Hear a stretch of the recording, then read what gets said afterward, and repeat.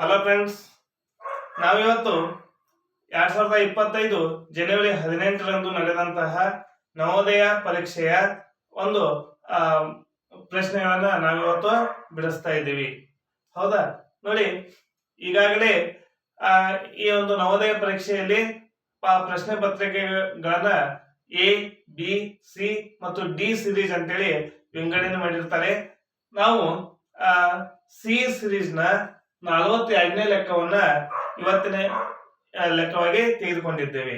ಹಾಗಾದ್ರೆ ನೋಡಿ, ಅಂದ್ರೆ ಒಂದು ಸಿರೀಸ್ ದಲ್ಲಿ ಈ ಪ್ರಶ್ನೆ ಸಿ ಸಿರೀಸ್ ನಲ್ಲಿ 42ನೇದಾಗಿದೆ ಅಂದ್ರೆ ಡಿ ಸಿರೀಸ್ ನಲ್ಲಿ 52ನೇದಾಗಿರ್ತದೆ.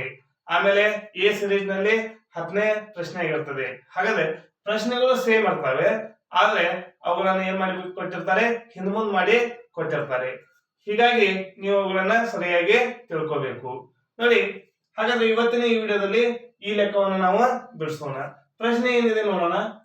ಕೆಳಗಿನವುಗಳಲ್ಲಿ ಯಾವುದು ಯಾವಾಗಲೂ ಪ್ರತಿ ಅವಿಭಾಜ್ಯ ಸಂಖ್ಯೆಯ ಅಪವರ್ತನವಾಗಿರುತ್ತದೆ ಅಂತ ಕೊಟ್ಟಿದ್ದಾರೆ. ಹಾಗಾದ್ರೆ ಆಪ್ಷನ್ ಏನು ಕೊಟ್ಟಿದ್ದಾರೆ ನೋಡಿ. A option 1, B option 2, C option 4, D option 7 ಅಂತೇಳಿ ಕೊಟ್ಟಿದ್ದಾರೆ. ಹಾಗಾದ್ರೆ ನಾವಿಲ್ಲಿ ಮುಖ್ಯವಾಗಿ ತಿಳ್ಕೊಬೇಕಾಗಿದ್ದು ಇಲ್ಲಿ ನೋಡಿ, ಅವಿಭಾಜ್ಯ ಸಂಖ್ಯೆ ಅಂತ ಕೊಟ್ಟಿದ್ದಾರೆ. ಮೊದಲನೇದಾಗಿ ನಮಗೆ ಅವಿಭಾಜ್ಯ ಸಂಖ್ಯೆ ಅಂದ್ರೆ ಏನಂತೇಳಿ ಗೊತ್ತಿರಬೇಕು.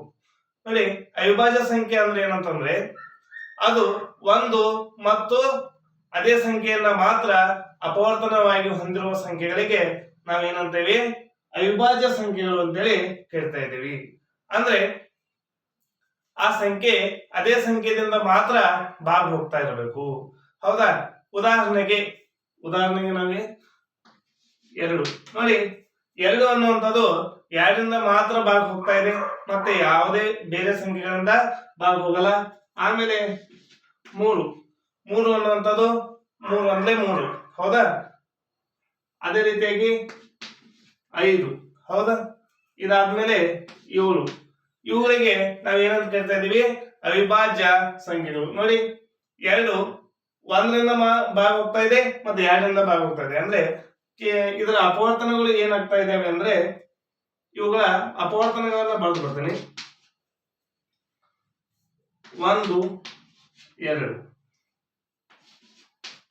ಮೂರದ್ದು ನೋಡಿ, 1, 3, 5, 1, 5,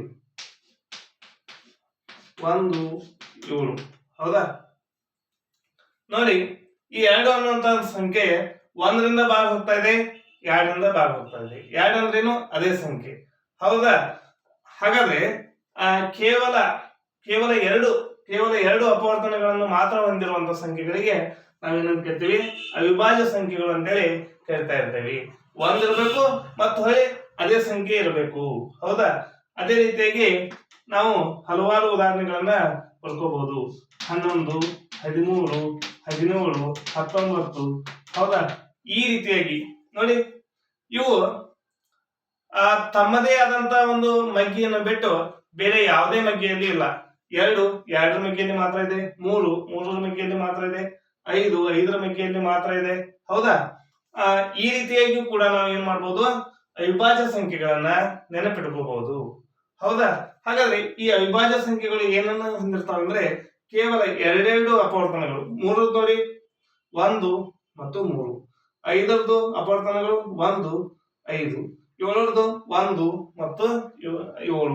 ಅದೇ ರೀತಿಯಾಗಿ ಇನ್ನು ಉಳಿದ ಸಂಖ್ಯೆಗಳು ಕೂಡ ಏನಾಗಿರ್ತವೆ.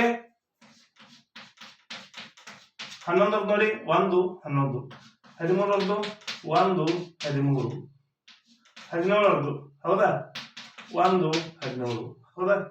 ಅದೇ ರೀತಿಯಾಗಿ 19, 1, 19. ಹೌದಾ?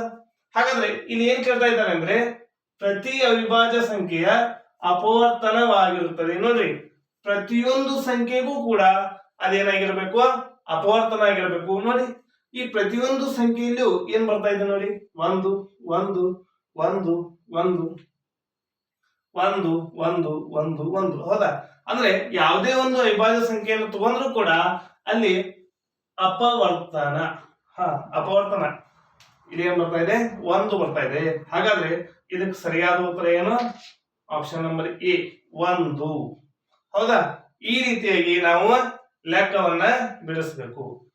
ಈಗಾಗಲೇ ನಾವು ಹಿಂದಿನ ವಿಡಿಯೋದಲ್ಲಿ 41ನೇ ಪ್ರಶ್ನೆಯನ್ನ ಬಿಡಿಸಿದ್ದೇವೆ.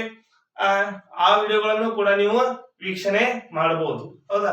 ಈ ವಿಡಿಯೋ ನಿಮ್ಗೆ ಇಷ್ಟ ಆಗಿದ್ರೆ ಲೈಕ್ ಮಾಡಿ, ಶೇರ್ ಮಾಡಿ, ಸಬ್ಸ್ಕ್ರೈಬ್ ಆಗಿರಿ.